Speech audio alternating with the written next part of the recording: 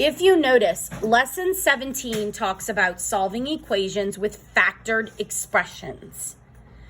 Factored expressions are how you have normally seen them when they're in parentheses. So before we start the lesson, I'm just going to remind you what that looks like. This would be a factored expression. Do you notice that they look like binomials in parentheses?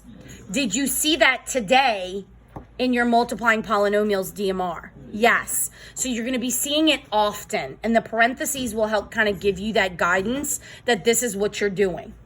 All right, so it starts off very easy. Can you solve A and B? Yes.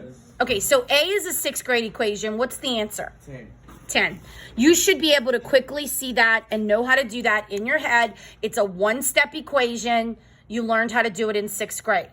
Then in 7th grade, you did 2-step equations. So go ahead and solve that one. Some people can do it in their head. Some people might need to actually subtract the 20 first and then multiply each side by 2, and you get x is negative 40. So we were able to easily get those solutions, and we knew how to solve them. So this guy named Dwight insists that you give him 2 solutions to the following equation. So notice that he gave us 2 polynomials equal to 0. Can we provide him with 2 solutions? So using the skills that we did yesterday with the and or, can we split this into 2 equations and give him 2 specific solutions? Why not? Could we not take the x minus 10 and make it equal to the 0, and take the x over 2 plus 20 and equal to 0? Could we do that? Yes, why not? They're 2 separate expressions. Notice they look familiar? What do they look like? The ones we just solved. So we know that this is 10, and we know that this is negative 40. So can we give him 2 solutions? Yes, we can. In braces, negative 40, comma, 10. Good algebra tells me that I have to put these in numerical order. So I have to put negative 40 first. So then demanding Dwight says he wants 5 solutions for the following equation. Is that possible? Yes. Okay, why are y'all quick to say yes? Because it's 5 Expressions. Very good, because last hour somebody said 5 things, and I said, oh, what things? Expressions. Okay, you need to make sure you're using that math vocabulary when you're speaking about your algebra. So it has 5 expressions, so we could split this 5 times and get 5 different equations and solve. So you'd get x minus 10 equals 0, 2x plus 6 equals 0, x squared minus 36 equals 0, x squared plus 10 equals 0, x over 2 plus 20 equals 0. Can I get a 6th solution? If I added another expression, but from that given equation, can I get a 6th solution? So everybody's shaking their head no. Why? You don't have a 6th expression. You only have 5. So you can only give Dwight 5 expressions. All right, so now what we've just saw with the splitting up, let's apply to equations that we see. So look at the top of page 100. Notice that equation has 2 binomials. Looks familiar, doesn't it? Could we multiply those 2? Yes. Yeah, we know how to do that. But that's not what we're doing here. In fact, they probably took the multiplied answer and broke it down into these 2. That's why they're called factors. Because if I multiply this together, I would get one of those long polynomials, right? Okay, so the question is, can I take this and write it into a compound statement? Now remember what compound means, 2 put together. So can I write 2 equations off of this? Show me.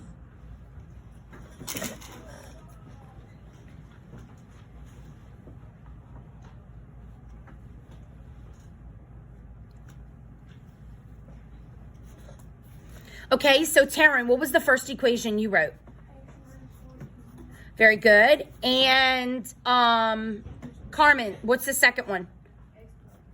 Very good. X plus 3 equals 0. Now, is this an and or an or statement? And before you answer, I want to tie you back in. And means both have the same answer. Or means only one is the same, or one is correct. So now look at this. Because what are the solutions? X equals 4 and X equals -3. And or? Or. It's an or statement. You don't necessarily have to write the or statement because guess what they want? Look at F. They want the solutions. So guess what we're going to give them? We're going to give them the brace. We're going to put these in numerical order to be -3, 4, and the backwards brace, and I've given them their two solutions. What do you think is the clue that you have to split these up into two equations? Would it be 4 then negative? Yeah, because 4 comes. No, let me rephrase my question. What do you think the clue is? If I see this on a test, what do you think the clue is that I have to split it into two equations to solve? Maybe if you see the word compound statement, but what if they just have the instructions solve? How do you know that this problem requires you to do x minus 4 equals 0 and x plus 3 equals 0? It has two expressions in parentheses. It looks like that. So that's going to be our visual cue that we have to split it into a compound statement and solve both. All right, look at example 1. No, because -3 is smaller than 4. Number line. -3, 0. -3, 4. Yeah. Numerical order descending to ascending. So you want to go small to big. Okay, so example 1. This one looks different. What does it not have? Parentheses. So it's not factored, right? It's not broken down into expressions, but we need it to be so that we can break it down. So let me think about this for a second. When I'm multiplying it, so I'm thinking back to here. We have 3 ways that we multiply it together and get that. So which one of these ways could we probably use to undo the multiplication? Well, I'm looking at it, and I'll look at this. And that 2 could divide into this and this. Could an x also divide into both? So I could actually break this down by undoing distributive property. So let's think about this for a second. Does a 2 divide into both? Yes. Yes. Does an x divide into both? Yeah. Yes. And I see a lot of y'all shaking your heads, but only these 2 is speaking. When you factor, one of the ways to factor is to undo distributive property. So you're looking at it as, what can I divide into all of the terms that will come out? So a 2 will come out, which will leave me with, a 2 and an x will come out of both. So what comes out of here? What's left if I take a 2 and an x out? An x, good. And then if a 2 and an x comes out of 10x, what am I left with? 5, very good.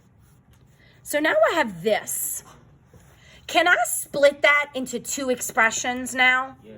Right, I have 2x equals 0, and I have x minus 5 equals 0. So, can we solve this? You should be able to do it in your head. X equals, what does this one equal? 2. No. What is 0 divided by 2? 0. 0, very good. Remember, you can have a 0 on top, but you can't have a 0 on bottom.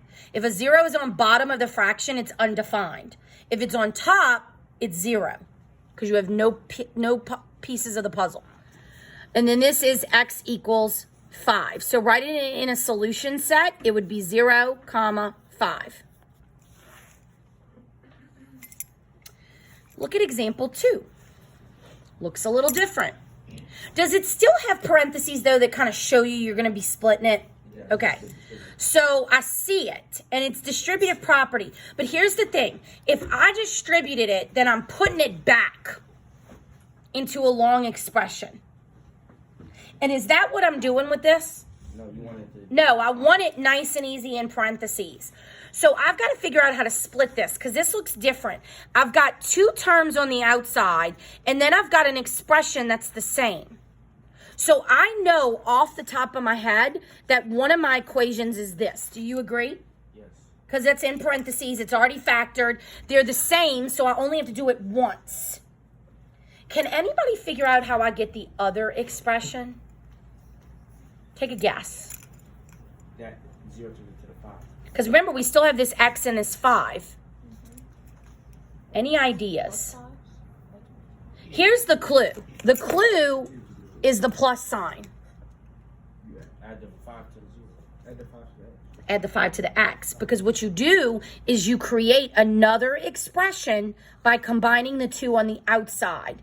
Because I can combine on the outside and I can combine the inside. So this becomes x plus 5 equals 0. So let me refresh what I just did. State it again because I'm trying to go slow. I noticed that these two expressions were the same. If they were different, I'd have to write another equation. But because they're the same, I only need to write that equation once, equal to 0. Okay? Then I noticed I still had two constants, but they were being added, and they're on the outside of the parentheses. So all I did was add the two constants to give me another expression. So then I can solve it. So x equals -5, and x equals 3. Very good. So what does our solution set look like? -5, 3. Okay, so now you're going to practice a little bit on these basic ones. So look at exercise 2 through 7. Let's do number 2 together, and then I'm going to have you do some independent. So here we go. First one, let's split it into two equations. That's the first thing we do.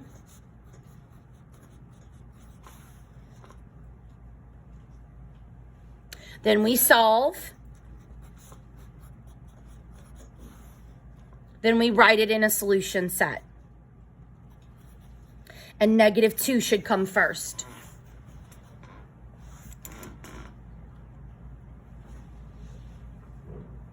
Okay, so now number 3, do it.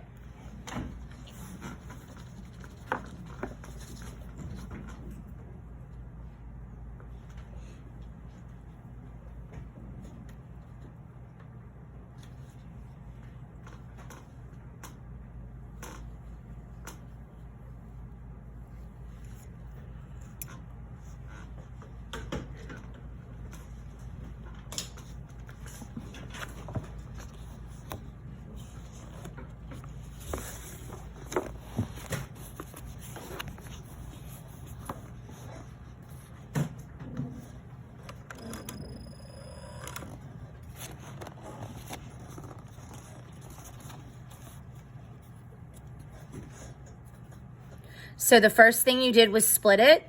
So you should have the two correct equations written. Then you solved. So you should have gotten x is 2/3 and x equals a -12. And both are good answers. Leave it as a fraction, okay? If they tell you to graph it, then you would want to change it to a decimal to graph it to help you. But since you're just putting a solution set, which would be -12, 2/3 in correct order, then you don't have to worry about it being a fraction. Okay, so now do number 4.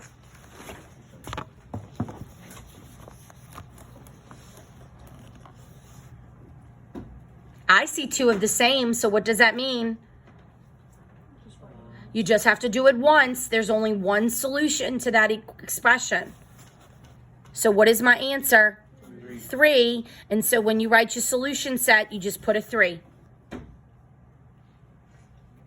All right, let's do some more of the challenging ones. Look at number 5. What do you notice here?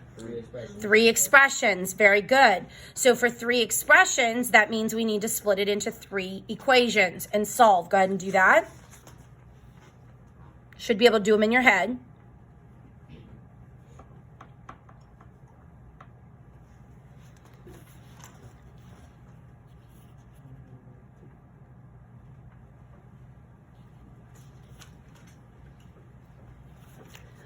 So x equals -4, x equals 6, x equals 10. Putting them in order, -4, 6, 10, and you have your answer. All right, what about 6?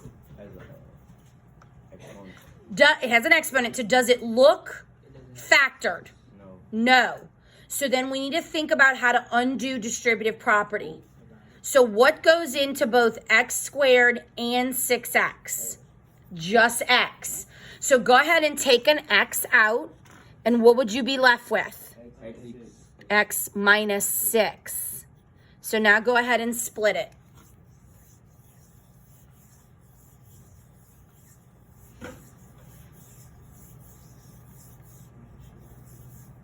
First equation would be x equals 0. The second would be x minus 6 equals 0. You split it into two specific expressions. You don't have one solution? Then your solution would be x equals 0, x equals 6. So you'd have 0, comma 6. And number 7. Number 7's factored, but this is the kind that have the two constants on the outside. So you've got to, first of all, look and see, is the expression the same? So you only have to write it once. Then look at the constants and write a new expression with them added together. And then solve.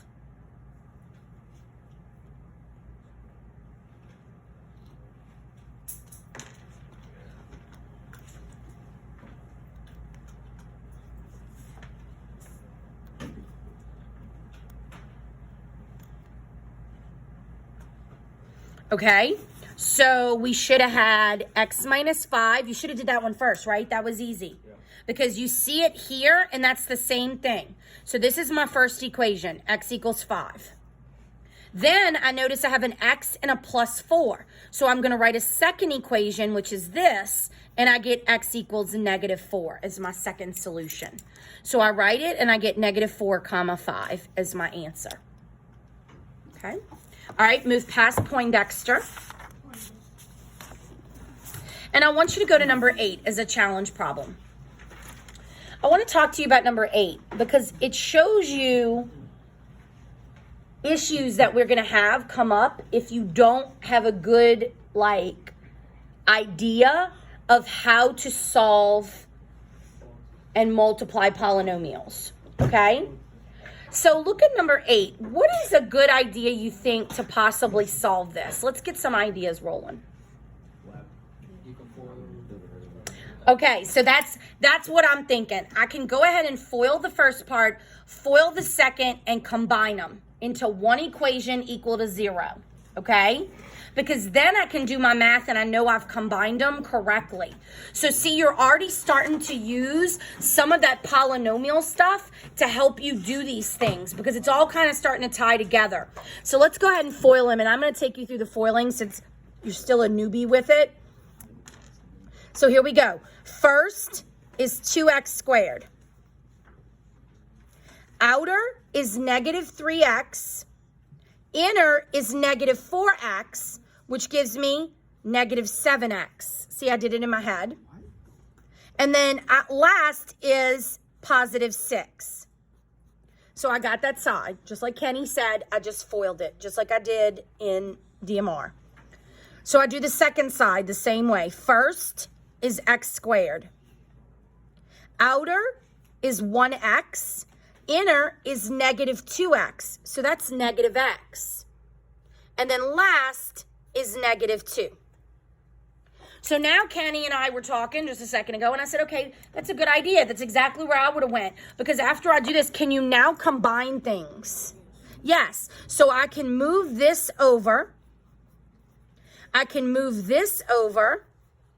And I can move this over. I'm doing it all at once. So I'm going to get x squared minus 6x plus 8. So now using what we know on the previous problems, is this set up to split it yet? No, it's not in its factors. So mathematically, what you have to do is you have to undo foil. And I haven't taught you that. But I bet you could figure it out if I had to put you in a cage and said, do it or you don't get unlocked. You could probably figure it out, right? Because your brain power works like that where, oh, wait a minute, this multiplies with this, I could figure it out. So what I do, and I'm going to show you how we're going to end up doing it, is I create my two parentheses that I know will multiply to give me that. And I figure out that to get the first term, I would multiply x and x together. And then I look at the last term, and what makes 8? 4 and 2. 4 and 2 also makes the middle term 6. So I break it up at 4 and 2. And I know that I need the 4 and 2 to add together, so they're both going to be negative to give me a positive 8 at the end. Equals 0. That's the next phase we're going into after we get back from Christmas. How do we undo everything we just learned? So that when I give you a problem, you can either multiply it like you're doing right now, or undo the multiplication like that so that you can get it factored and answer the equation. So do you see why I've been pushing it? Because the better you're at it, the easier it is to learn it. So now what is my answer for this one? 2 and 4. And you've solved a high-level problem just now.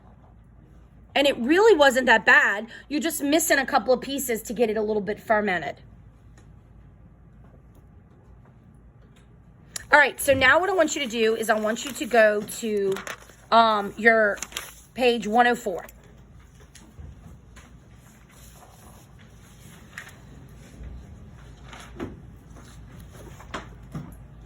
There is a rule for what we just did. It's called the zero product property. And basically it says that if A times B equals 0, then A equals 0 and B equals 0. And that's what we did. We basically took the multiplication and split it into 2 equal to 0, and we were able to solve. It kind of comes off of what we just learned with and or, and how we can get both solutions. So I'm going to ask you tonight to do A, B, and C.